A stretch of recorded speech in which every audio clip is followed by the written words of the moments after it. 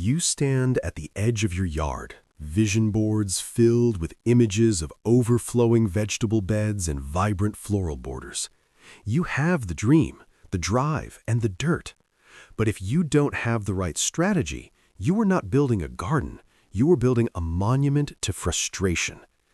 Every year, millions of people pour their money, their sweat, and their hope into the soil, only to watch it wither away due to a handful of fatal errors. We are not here to talk about watering schedules or how to plant a seed. We are going to dismantle the very foundation of your gardening plan. Because if you get the foundation wrong, nothing else matters. Today, we are doing a deep dive into the brutal truth of garden planning. We are exposing the 5 catastrophic mistakes that separate a season of abundance from a season of regret. By the end of this, you will have the blueprint to not just plant a garden, but to command one. Let's start with mistake number 1, the cardinal sin of gardening, the absolute failure that guarantees you are working against nature instead of with her. I am talking about ignoring your soil biology. Most people treat soil like it's just brown dirt, a passive medium to hold a plant upright. They go to the big box store, grab a bag of chemical fertilizer, and nuke the ground. This is a superficial fix that creates a dependency. You are treating the symptom, not the cause. The real secret to a high-performance garden is not what you see above the ground, but the microscopic warfare happening beneath your feet.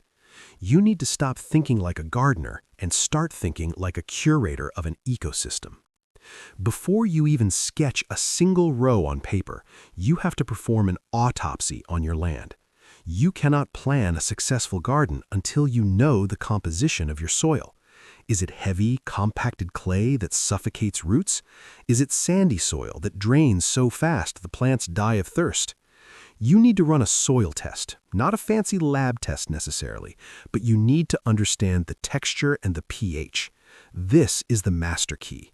If your pH is off, your plants are locked out of nutrients. It doesn't matter how much compost you throw at them. They are starving to death in a sea of food. You need to check for compaction. Take a shovel and try to dig. If it feels like concrete, your garden plan is dead on arrival. You have to amend. You have to introduce organic matter. Compost is not an optional accessory. It is the engine. You need to build soil structure so that water infiltrates and air can reach the root zone. You need to test for drainage. Dig a hole, fill it with water, and see how long it takes to drain. If it's still standing after 24 hours, you are essentially building a swamp. You have to plan for raised beds or massive organic matter incorporation. The mistake is buying plants before you fix the ground. You have to fix the ground first. You have to feed the life in the soil, the bacteria, the fungi, the earthworms. They are the ones mining nutrients for your plants. If you kill them with synthetic salts, you are farming alone. Plan your soil biology first, and the plants will follow. That brings us to mistake number 2. A failure so common it's almost universal. It is the inability to read the battlefield. I am talking about the fatal error of neglecting your light patterns. People look at a yard and see open space. They see a patch of grass and think, this is where the tomatoes go. But light is currency in the garden. It is the energy source. And if you miscalculate your light budget, you are bankrupt before the first harvest. You cannot just glance at the sun at noon and call it a day. You have to perform a hard surveillance on your property. You need to track the light from sunrise to sunset. The mistake is planting a full sun vegetable, something that needs 8 hours of direct, scorching light, in a spot that gets hammered by morning light but is plunged into shade by a building or a tree after 1 o'clock. The plant will stretch, it will get leggy, it will produce 0 fruit. You have to map your yard into zones. You need to identify the heat traps, the areas near south-facing walls that radiate heat at night. You need to identify the deep shade zones where only hostas and ferns will survive. You need to understand the difference between dappled light and full sun. You cannot guess, you have to observe. For at least a week before you break ground, go out every few hours and take photos. Note where the shadows fall. Understand that the angle of the sun changes with the seasons. That spot that is blazing in June might be shaded by the neighbor's oak tree in August when the sun drops lower. If you plant a sun-loving pepper there, you are sentencing it to death. Your garden plan is not a wish list, it is a logistical map based on solar exposure. You have to match the plant's light requirement to the exact microclimate of your yard. If you don't have full sun, you cannot force it. You have to pivot to leafy greens, to herbs, to plants that thrive in partial shade. Fighting the sun is a losing battle. You cannot win. You have to plan around it. Now let's talk about mistake number 3. This is the ego trap. This is ambition overriding reality. I am talking about the critical error of scaling and spacing. You go to the nursery in the spring. The plants are small. They're in those little 6-packs. They look so harmless. You think, I have this huge bed. I can fit 10 of these easily. You plant them 2 feet apart because the tag says 2 feet apart, and then July hits, and you have created a jungle. You have created a humid, disease-ridden, pest-infested thicket where nothing can breathe. You underestimated the mature size. The mistake is planting for the present instead of planning for the future. You have to visualize the full-grown organism. That little zucchini plant is going to be a monster 4 feet wide. That cucumber is going to send vines 10 feet in every direction. If you cram them together, you block airflow. Airflow is the #1 defense against fungal diseases like powdery mildew and blight. When the leaves touch, they create a bridge for disease to travel. When the air is stagnant, moisture clings to the leaves and the fungus thrives. You have to give them room. You have to space them according to the mature dimensions, not the seedling dimensions. This requires discipline. It hurts to look at a bare bed in May with all that empty space, but that empty space is strategic reserve. That is airflow. That is light penetration. That is access for your hand to reach in and harvest without breaking branches. Furthermore, you have to consider vertical space. You cannot just think about the ground. You have to think about height. If you plant corn on the south side of your garden, it will shade everything behind it.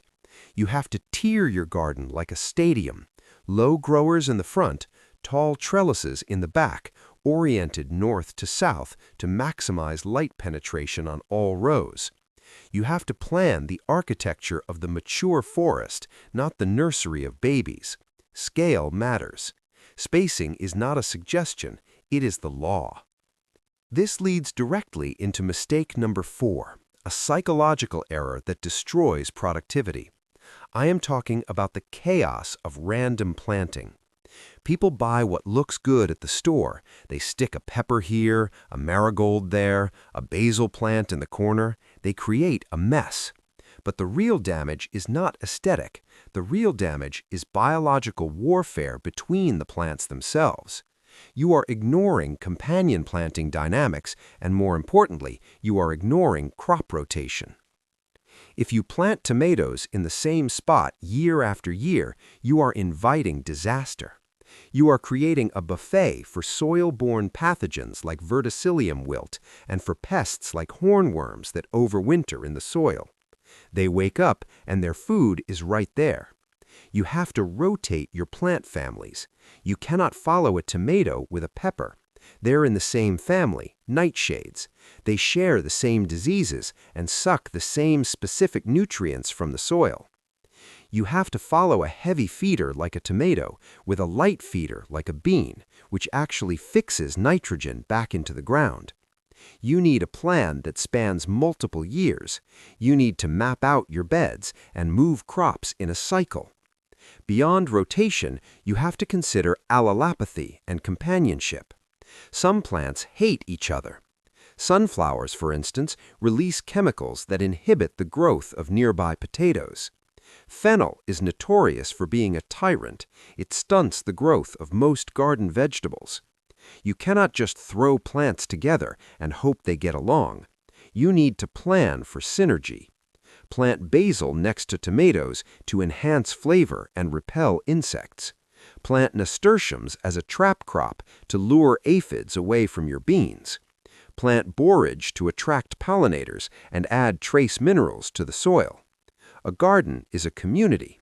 If you plant random strangers together, you get conflict and low yields. If you curate a community of mutual support, you get resilience. You have to plan the relationships, not just the rows. You have to think about what works together, what follows what, and how to break the disease cycle through strategic rotation. Finally, we arrive at mistake number 5, the one that breaks your spirit, the mistake of the watering schedule. Everyone asks, how often should I water? That is the wrong question. The question is, how do I train my plants to be warriors? The mistake is shallow, frequent watering.